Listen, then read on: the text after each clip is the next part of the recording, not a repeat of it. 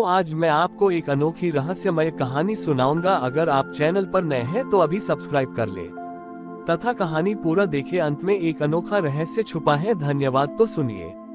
बहुत समय पहले एक नगरी में यशपाल नाम का एक धनी व्यापारी रहता था।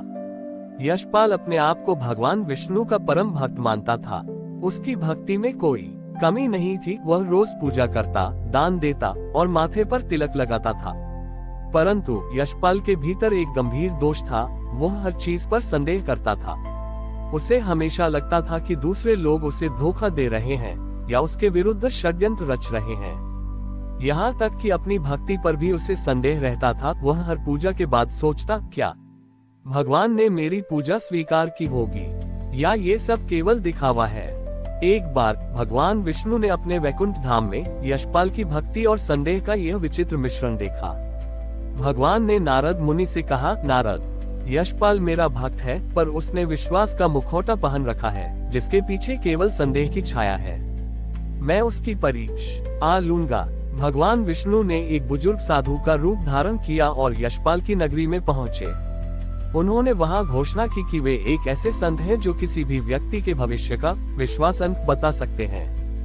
यशपाल ने साधु के बारे में सुना और तुरंत उनसे मिलने गया। साधु विष्णु ने यशपाल से पूछा, वत्स, तुम मेरे पास क्यों आए हो? यशपाल ने गर्व से कहा, महाराज, मैं भगवान विष्णु का सबसे बड़ा भक्त हूँ। मैं ये जानना चाहता हूँ कि मेरे विश्वास का अंत क्या है। मैं जानना चाहता हूँ कि मेरी भक्ति कितनी सच्ची है। साधु ने उसकी हथेली देखी और गंभीर स्वर में कहा, तुम्हारा विश्वास अंक है 0। तुम्हारी भक्ति मुखौटा है जिसके भीतर केवल संदेह है। यशपाल ये सुनकर क्रोध से भर गया। ये झूठ है। मैं सबसे बड़ा भक्त हूँ। आपने मुझे धोखा दिया। उद्धरण चिन्ह। साधु ने शांत होकर कहा, जाओ वत्स, तुम कल फिर आना। मैं तुम्हें दिखाऊंगा कि तुम्हारा संदेह ही तुम्हारी भक्ति को नष्ट कर रहा है। अगले दिन साधु विष्णु ने यशपाल को अपने साथ गंगा नदी के तट पर चलने को कहा। तट पर पहुंचकर साधु ने एक बहुत बड़ा पत्थर उठाया और यशपाल से कहा, देखो, मैं तुम्हें ये पत्थर देता हूँ। तुम इसे अपनी भक्ति और विश्वास के बल पर गंगा के पार ले जाओगे। यदि तुम्हारा विश्वास सच्चा होगा तो तुम बिना नाव के पानी पर चलोगे। यशपाल खुशी से उछल पड़ा। उसने सोचा कि यह तो अपनी भक्ति सिद्ध करने का स्वर्णिम अवसर है। साधु ने उस पत्थर पर एक मंत्र लिखा, विश्वास, और उसे यशपाल को सौंप दिया। साधु ने कठोरता से चेतावनी दी, एक बात याद रखना, जब तक तुम पत्थर को देखते रहोगे तुम पानी पर चलोगे, लेकिन जिस क्षण तुम्हारे मन में जरा सा भी संदेह आया और तुमने ये सोचा कि क्या ये सचमुच काम करेगा, तुम तुरंत डूब जाओगे। यशपाल ने पत्थर लिया और पूर्ण आत्मविश्वास के साथ पानी पर चलने लगा। वह खुशी से चिल्ला रहा था कि वह पानी पर चल रहा है। लेकिन जब वह नदी के बीचों बीच पहुंचा तो उसके मन में संदेह आया, ये कैसे हो सकता है? मैं एक पत्थर के बल पर चल रहा हूँ। क्या ये पत्थर सचमुच इतना शक्तिशाली है या ये साधु कोई जादूगर है? जैसे ही यह संदेह उसके मन में आया, उसकी नजर पत्थर से हट गई और वह तुरंत पानी में डूबने लगा। डूबते हुए यशपाल को साधु ने खींचकर बाहर निकाला। साधु ने अपना रूप बदला और भगवान विष्णु के दिव्य रूप में प्रकट हुए। यशपाल डरकर उनके चरणों में गिर पड़ा। भगवान विष्णु ने कहा, यशपाल, मैंने तुमसे कहा था कि तुम्हारा विश्वास अंक 0 है। तुम डूब गए क्योंकि तुमने पत्थर की शक्ति पर संदेह नहीं किया, बल्कि तुमने अपनी स्वयं की भक्ति पर संदेह किया। उद्धरण चिन्ह। भगवान ने आगे समझाया, ग्रेटर देन, ये पत्थर स्वयं में कुछ नहीं था। उस पर लिखा विश्वास केवल एक बहाना था। तुम पानी पर मेरी दी हुई शक्ति से नहीं, बल्कि अपने भीतर के उस थोड़े से विश्वास से चल रहे थे जो तुमने उस क्षण पैदा किया था। पर जैसे ही तुम्हारे मन में ये कैसे हो सकता है का संदेह आया, तुम्हारी सारी शक्ति नष्ट हो गई। Greater than. भक्ति और विश्वास एक ऐसा जल है जिस पर हर कोई चल सकता है, पर शर्त यही है कि नदी को देखो पर अपने पैरों को मत देखो। जिस दिन तुमने अपने विश्वास पर संदेह करना छोड़ दिया, तुम्हारा अंत 0 से अनंत हो जाएगा। यशपाल ने उस दिन के बाद दिखावे की भक्ति छोड़ दी और अपने मन से हर संदेह को निकाल फेंका। उसने समझा कि भक्ति बाहरी कर्मकांड नहीं, बल्कि मन की एक अडिग अवस्था है जो संदेह की पहली बूंद से ही नष्ट हो जाती है। भगवान विष्णु से सीधा उपदेश पाकर और गंगा नदी में डूबने का अनुभव करने के बाद यशपाल का जीवन पूरी तरह बदल गया। उसे समझ आ गया कि उसका सारा धन, ज्ञान और कर्मकांड उस एक संदेह के सामने व्यर्थ थे। यशपाल ने अपना नाम बदलकर विश्वरूप रख लिया। उसने अपने व्यापार और धन को त्याग दिया और एक एकांत कुटिया में रहने लगा। अब उसकी पूजा अर्चना में आडंबर नहीं था, केवल सरल समर्पण था।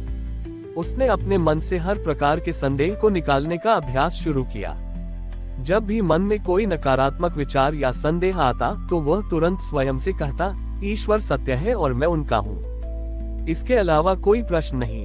एक दिन विश्वरूप ध्यान में बैठा था, तभी उसकी कुटिया के पास एक भयानक सांप रेंगता हुआ आया और उसने कुटिया के द्वार के पास अपना फन फैला दिया।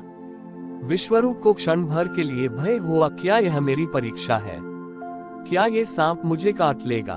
परंतु तुरंत ही उसने अपने अभ्यास को याद किया, ईश्वर सत्य है और मैं उनका हूँ। यदि उन्होंने इस क्षण को मेरी मृत्यु के लिए चुना है तो वही सत्य है। मुझे भय क्यों होना चाहिए? विश्वरूप ने अपनी आंखें नहीं खोली और अपना ध्यान नहीं छोड़ा। कुछ देर बाद सांप वहां से बिना किसी नुकसान के चला गया। विश्वरूप को पता भी नहीं चला कि उसकी संदेह मुक्त अवस्था ने उसे बचा लिया।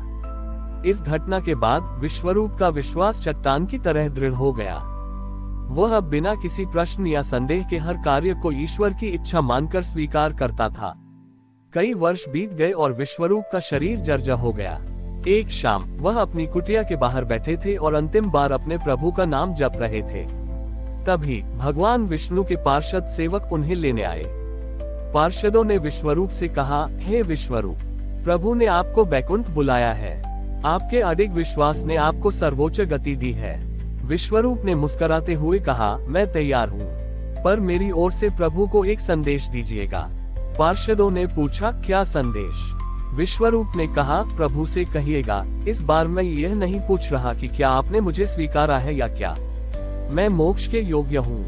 मैं बस इतना जानता हूँ कि आप मेरे हैं और यही मेरा मोक्ष है। मेरी ओर से कोई प्रश्न नहीं, केवल आभार है। जैसे ही विश्वरूप की आत्मा ने शरीर छोड़ा, वो स्वयं भगवान विष्णु के दिव्य रथ में आरूढ़ हो गई। बैकुंठ पहुंचने पर भगवान विष्णु ने विश्वरूप का स्वागत किया और उन्हें एक मुकुट पहनाया। यह मुकुट किसी रत्न या सोने का नहीं बना था, बल्कि असंख्य सफेद पंखों से बना था। भगवान ने कहा, विश्वरूप, यह मुकुट संदेह मुक्त विश्वास का प्रतीक है। ये पंख तुम्हारे मन से दूर किए गए हर उस छोटे से संदेह के कण हैं। जी नहीं, तुमने त्याग दिया। अब तुम्हारा विश्वास इतना हल्का और पवित्र है कि तुम अनंत काल तक मेरे धाम में निवास करोगे। और इस प्रकार यशपाल, जो कभी संदेह से भरा था, अपने संदेह रहित विश्वास के कारण बैकुंठ में विश्वरूप के रूप में प्रतिष्ठित हुआ और उसने ये सिद्ध कर दिया कि ईश्वर को पाने के लिए बाहरी ज्ञान या धन नहीं, बल्कि हृदय में उपजे पूर्ण और निस्वार्थ विश्वास की आवश्यकता होती है। हमारी और भी आध्यात्मिक एवं अनोखी कहानियां देखने के लिए हमारे चैनल पर जाएं तथा धार्मिक एवं पौराणिक अनोखी कहानियां हमारे चैनल पर है। कृपया जाके देखें तथा हमारे चैनल को सब्सक्राइब करके रखें और वीडियो लाइक जरूर करें। धन्यवाद।